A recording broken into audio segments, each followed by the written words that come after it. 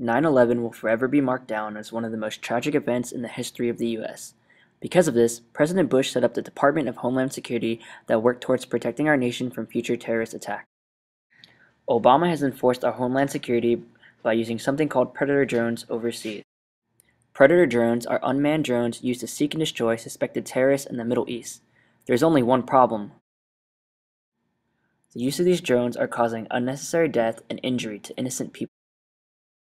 Through my research, I've come to the conclusion that it's unethical for the United States to continue this practice, but also during my research, I've come across a parallelism that pokes fun of the United States government and our society, and it has to deal with Call of Duty. Yes, Call of Duty, one of the most well-known action video games that simulates real war combat. What exactly about it? I think the way that the government is killing innocent people without any remorse can be linked to our youth killing these virtual characters in such games, and how their morals will be altered as they grow up. Call of Duty is labeled as for mature audiences, but we easily find the younger generation is exposed and is enjoying it. The real question is, how can we prevent this from becoming this?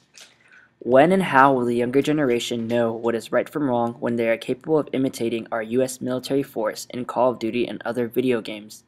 Will it just become a new trend to be inconsiderate? Even the tactics and controls used in these types of games are actually quite similar, if not exactly the same as what the military uses. Does this look familiar? It's like we are training our youth to become killing machines. Yet the media scolds parents for exposing such games to the youth and also criticizes the government, but at the same time promotes this as the best-selling game ever. And even the gameplay from Call of Duty emulates what controllers of drones see before they kill their targets with these missiles.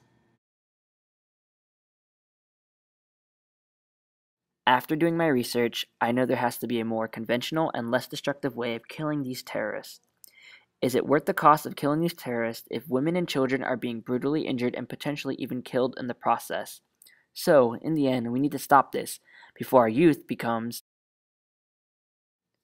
this, and it's too late to not only save them, but our nation as well.